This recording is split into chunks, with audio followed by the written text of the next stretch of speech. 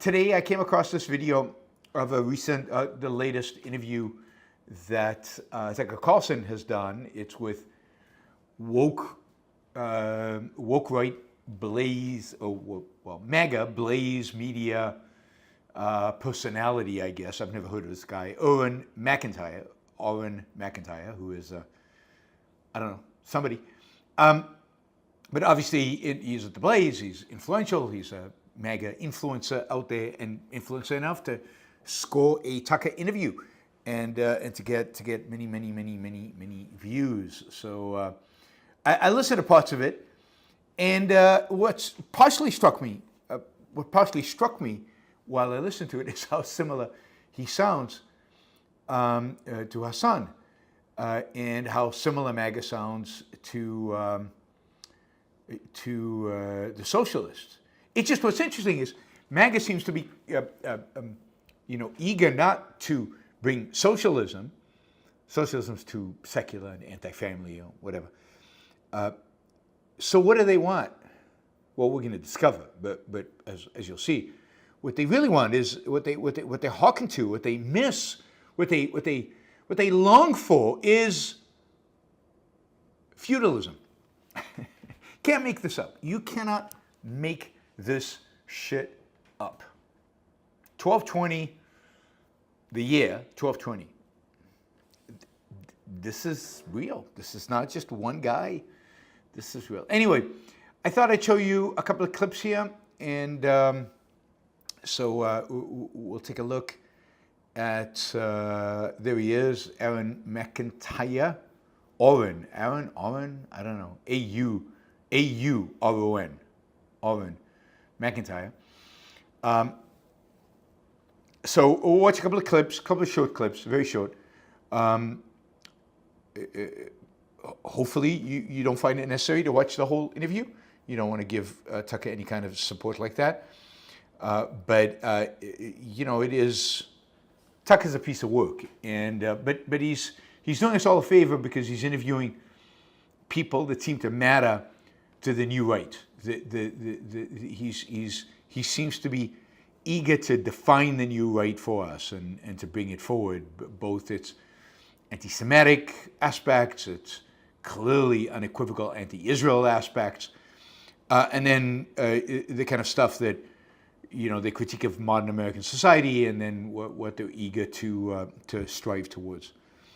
So let's play this, and we'll see what you guys think. Let me know if there are audio issues, but it should work because it's the same setup as yesterday. Well, it's so amazing because so many people got angry with the Zoran Mamdani in New York, right? Yeah, the socialist is winning. How could a socialist win? It's like, I don't know, guys. Have you looked at the fact that the average first-time homebuyer thing is now 38 years old? Have you understood the fact?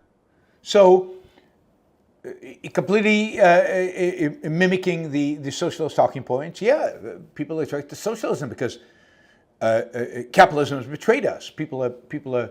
He hasn't literally said that, but that's implication. Do you know how old first time home buyer is 38? Yeah. When did you guys, I'm curious, when did you guys buy your first home? How old you were? But it is up. It's up from, in the 1980s, it was in the high 20s, and it's up now into the high 30s, and that's high. I actually don't think it's 38. I think it's 36. Maybe somebody can correct me. But I looked at the stats earlier, and I think it's 36. But it's up. What else is up? I don't know. What else is up? Well, marriage. Marriage used to be, people used to get married in their mid-20s. I think average age for a male of first marriage, not second or third, but first one, is now 32. Having kids, that's people having kids later in their 30s. So there's a sense in which the need for a home is only occurring later in life than it did 40 years ago. It's also true that sizes of homes have risen. So people who buy their first house seem to be more ambitious in terms of the size of the home that they buy. Home sizes, average home size in the United States is, Europeans, you might want to cover your ears because this will be unpleasant news for you. But average home in the U.S. is over 20. I think it's 2,400 square feet. So around 200 square meters, over 200 square meters. That's a lot. Australia is close. It's, I think, the only other country that's close. Maybe Canada, somewhat around 2,000 square feet. But in Europe, in England, it's under 1,000 square feet. And in Denmark is they buy some of the larger homes. 1,500 square feet in Denmark. It's also true that on a square foot basis, dollars per square foot, relative to income, right? So if you take into account income, how much of your income you need to spend to buy an average home in America versus how much income do you need to spend to buy an average home, to buy a square foot, 100 square feet, 100 square meters in Europe versus 100 square meters in America. Housing is cheaper in America than it is in Europe. So anyway, I think the whole housing crisis is an issue. It's a real problem. It's a real problem, as we've said. The main problem is supply. But I think this idea that people are waiting later to buy a home. Homes are expensive in the U.S., more expensive than they were in the past, no question about that. It's driven by supply. Let's really think about what's going on and why this is happening. The solution can't be socialism and more state control. It has to be more markets and supply and demand driven construction. It has to be less government, less regulation, less zoning, less controls. But it's also exaggerated. It's also blown out of every proportion. Because right now it fits into a particular story about the evils of capitalism, the evils of America, and in that story, it plays to the interests of both left and right now. So they share this story. There's no disagreement between socialists and MAGA when it comes to almost every aspect of the economy. Here's one, right?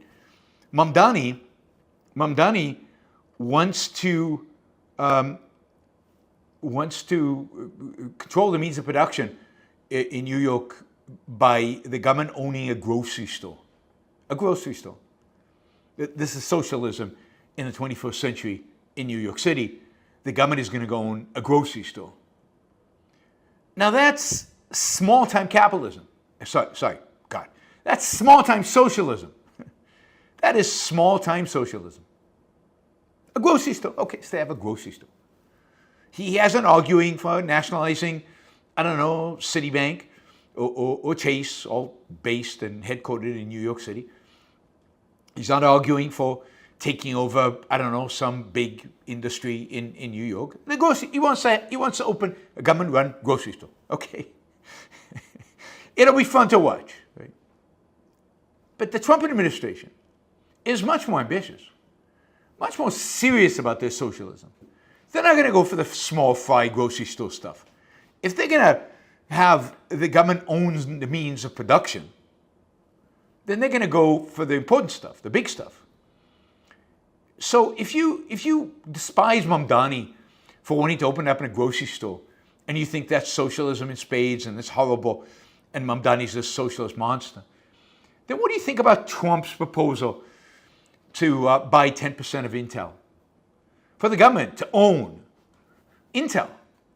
One of the biggest names in American industry, since the 1970s. And the U.S. government is going to own a piece of it. It already owns a piece of a rare earth materials manufacturer, and it owns a golden share. Oh my God, a golden share in U.S. Steel. Who's the biggest socialist here? The people supporting Trump's attempt to take over business and run it from the government and actually literally take an ownership stake?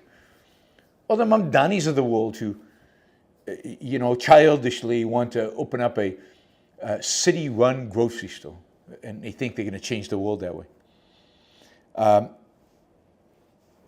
I'll take the grocery store in New York. Keep your hands off my intel. Keep your hands off U.S. Steel. Keep your hands off American businesses. Keep at the federal level. Stay out of business.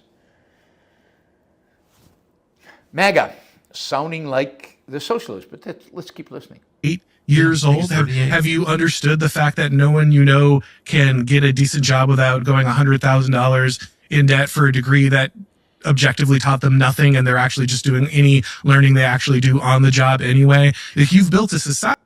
Is that true? Right, that people go, it's true that a lot of people have taken on degrees that are really, really stupid and taken on great debt in order to do that. Whose fault is that? Now, part of it, it's the government's fault for issuing really easily, without thinking, without challenging, student loans, but it's also students, his generation, going in and studying stupid things. This is not, society's, the system's fault. This is people doing stupid stuff and paying the consequences for that. But even people who do that, let's say there's some smart people who went in and they got a stupid degree in English, or it's not stupid to get a degree in English, but the way English is taught in many universities today, it doesn't add any value to your life. But let's say you did that and now you're coming out and you can't find a job. It used to be that Wall Street hired English majors, and I think they still do, so I wouldn't take that overly seriously, but certainly some people can't find a job. For a really low cost, you can do a boot camp, a programming boot camp, and get a job as a programmer. All this Generation Z, more companies today in Silicon Valley and just generally in the world are looking to hire people even without degrees. If you can show skill and talent, they'll hire you even if you don't have a degree. All I hear from Gen Z right now, at least according to the far left and the far right, I'm sure this is not true of the vast majority of Gen Z who are somewhere in the middle, is whining and complaining, and justifying their socialism and statism and far rightism, fascism, and as we'll see in a minute, return to feudalism, justifying it because they can't find a job and they can't buy a house, and they, and the men are constantly complaining about how the women are no good anymore. They can't find anybody to have sex with, and they certainly can't find anybody married. And the women are no good, and the jobs are no good, and life is no good, and the housing is no good, and God, just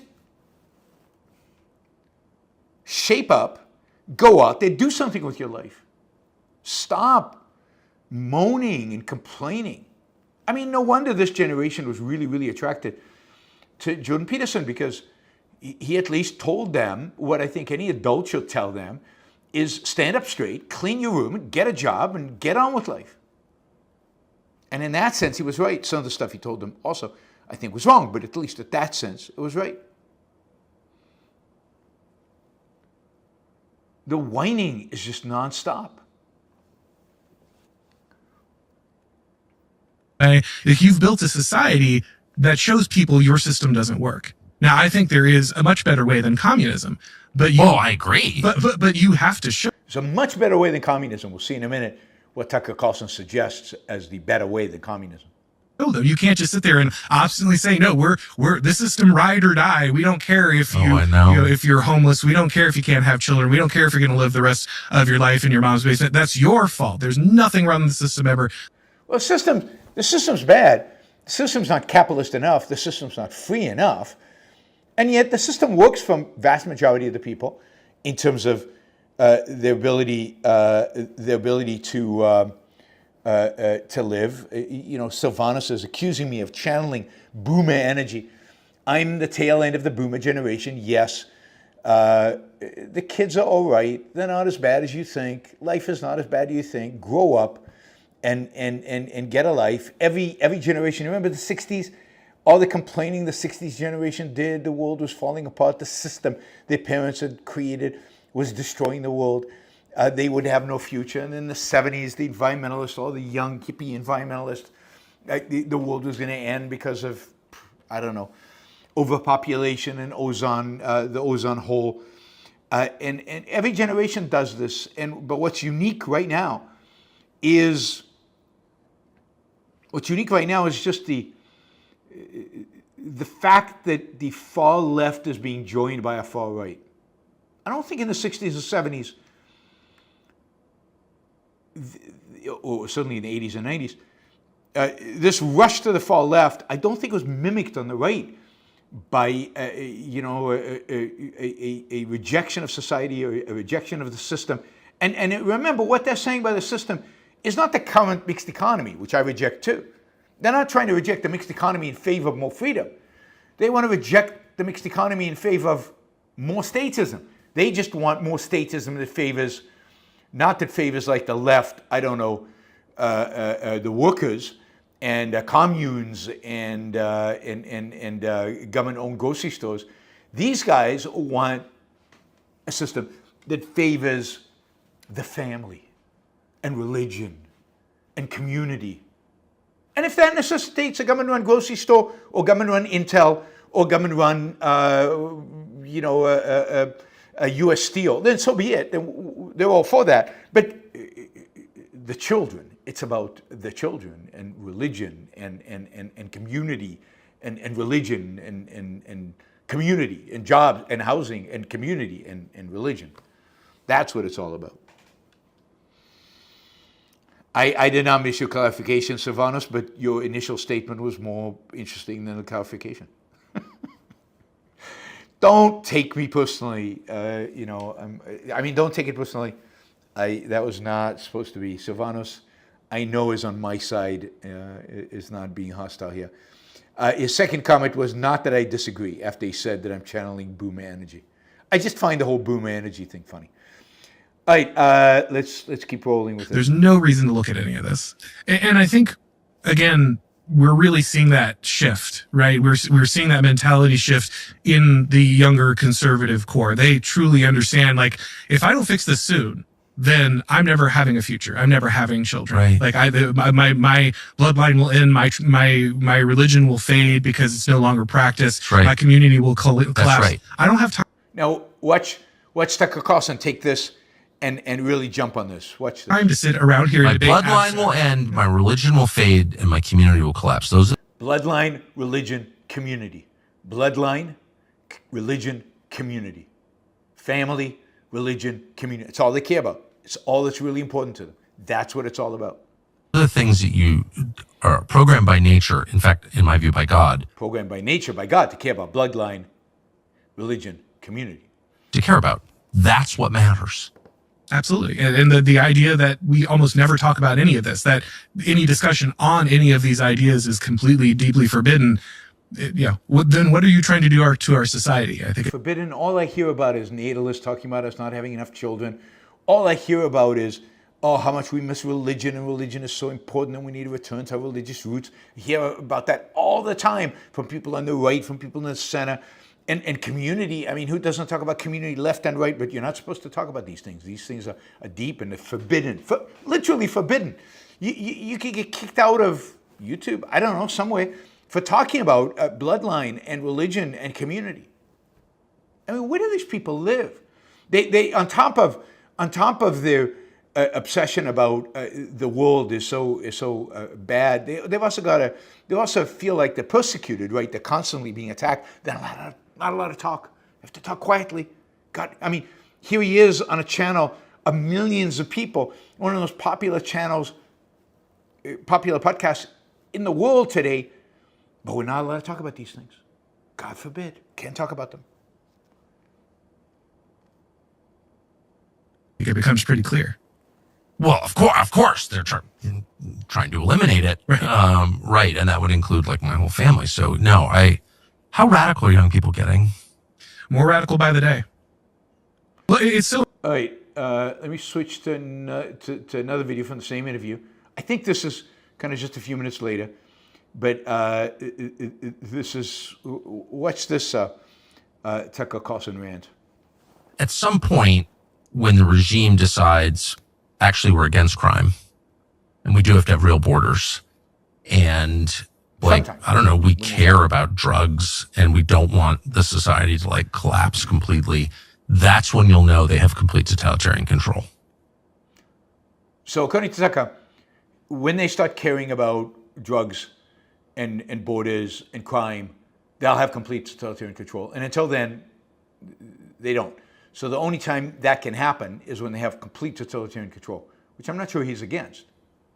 Or they recognize that the utility of destroying the country is coming to an end. That's what I'm saying. That's what I'm saying. Right. 'Cause So the people in charge today are focused on destroying the country. That's their focus. That's what they want. So they encourage drugs. They encourage crime. They encourage an open border. I guess that even includes the Trump administration, which is in power right now. That's the kind of world that the current regime is inspiring, and we'll get to Tucker's solution. I'm saying, because at that point they'll feel like, okay, we own this completely, so why wreck it? It's our house now. Yes. Yes. So it's only when they own it completely, complete totalitarian control, will they care about these things. And this is how again, this is the classic principle of actually how you get a king, right? Because they're generationally invested in the well-being of the land they're ruling. So this is the new right's big thing now, coming out of Curtis Yarvin. The ideal governance structure, and this is the new right? The ideal governance structure is actually monarchy and generational inheritance of the kingdom, because then the king has a multi-generational incentive to facilitate good governance, because the kingdom is going to be in his family for a long time, so he has to take care of the kingdom, and kingdom much better than republicans and democracies. They're the ideal governing position, and Curtis Yarvin has a whole theory about this, and how you would choose a king, and how you can get rid of kings when kings go bad. But listen to this. I mean, only under totalitarianism do the people who govern have the incentive to really care about what's going on, and they do care. We know from thousands of years of totalitarian regimes that if you really want to preserve civilization, if you really want to advance progress, science, technology, economics, you need authoritarianism. Totalitarianism is the ideal. I'm being facetious there. Is the ideal. What we need is a kingdom. Invested in the well-being of the land they're ruling, the people they're ruling, and they have the power to control the outcomes there. So if you actually care about that, if you're actually going to benefit, why not invest your control in actually producing a better population? I completely agree. I mean, feudalism is so much better than what we have now. Feudalism is so much better than what we have now. It's Tucker Carlson. That should be a bumper sticker for him. Feudalism is so much better than what we have now. Yeah, I mean, we know feudalism. They had running water, flushing toilets, electricity, iPhones. Their children didn't die at childbirth. Most of them survived. It's just, I don't know what these guys. I mean, it's insane. It really is insane. If you were serf under feudalism, yeah, I mean, it's better. It's better to be a serf under feudalism than be alive today and be exposed to, I don't know, LGBTQ stuff at school. Oh my God, do you know how damaging the LGBTQ stuff is in comparison to being a serf? I mean, this is much worse. I mean, just think about life today. I mean, you might stumble onto a porn website if you're on the internet. You might actually actively pursue it. I mean, compare that to being a serf. Being a serf is like a million times better.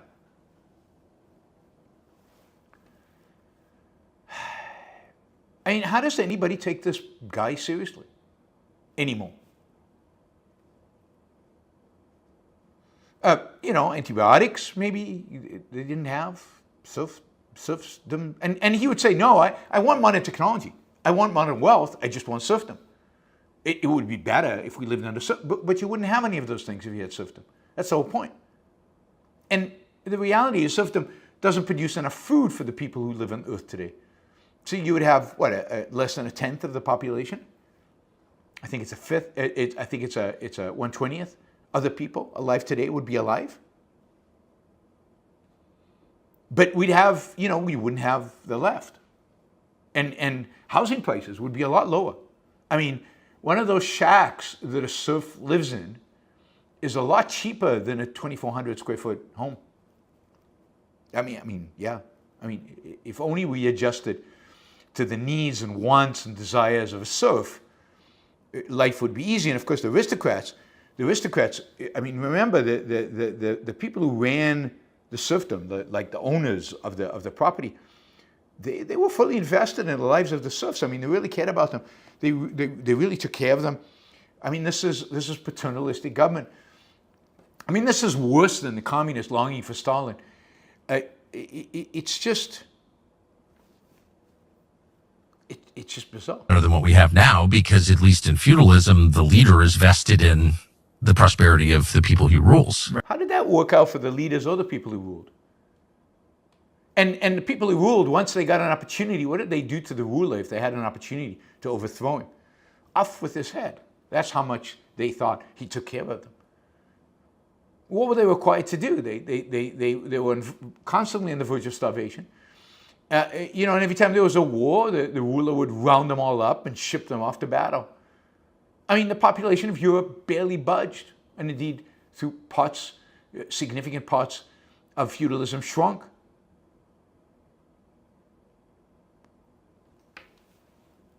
Right.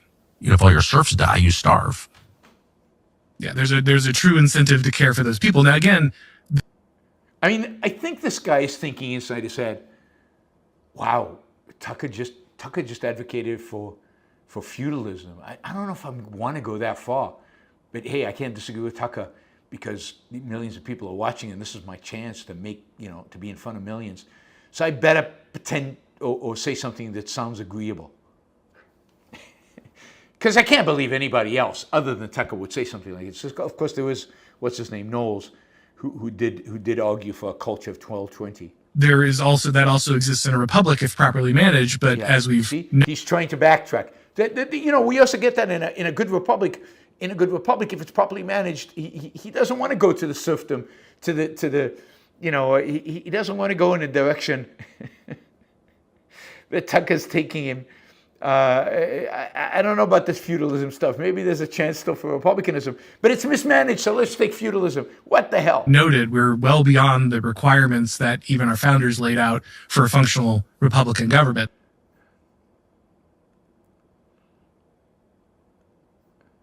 All right, guys. These are not minor figures. These are not trivial people. These are not just wackos out there with no significance. Tucker has audience of millions and millions. And this is not a one-off thing. This is something that he repeats on a regular basis. And this guy, McIntyre, has a big following on Blaze TV, Blaze Media, I guess, and is part of kind of the MAGA influences on the Blaze as Glenn Beck has built up the Blaze to be MAGA after he tried going against Trump and it didn't work out too well for him. These are people who have influence, who matter, whose ideas resonate within a significant number of American people, who are eager to shape the future of politics in America in the future, eager to shape the Republican Party in the post-Trump era. And this is the kind of stuff that they are telling their followers. And notice that it's grievance politics. That is, you have to start with these grievances, with how awful all this is. You have to start with the frustration of young people, housing and jobs, and again, the numbers don't match the rhetoric. The math doesn't match. The statistics don't match this rhetoric of entitlement and oppression. And I go to restaurants all the time in the U.S. and maybe I just, see a certain cross-section of American youth, but I see young people, well-dressed, going to restaurants and dropping 100, 200, even more on a meal for one person. And you can go to 3-star Michelin restaurants where it's $300, $400, $500 a meal for one person, and an overwhelming majority of the people there are young. No, they're probably in tech and finance, and they made money, and I mean, good for them. That's great. But are they the same people who vote for Mamdani? Are they the same people moaning? Are they the same people complaining? Same people who are either ultra, woke right or woke left? I don't remember previous generations being quite as whiny as this one is, given that this one is the richest of all the different generations. And I know there are going to be people here on my chat denying that this generation is rich. But again, the numbers are the numbers. Wages, income, by every measure, income, wages, and wealth that is saved wealth is higher for this generation than any other generation at this point in their life.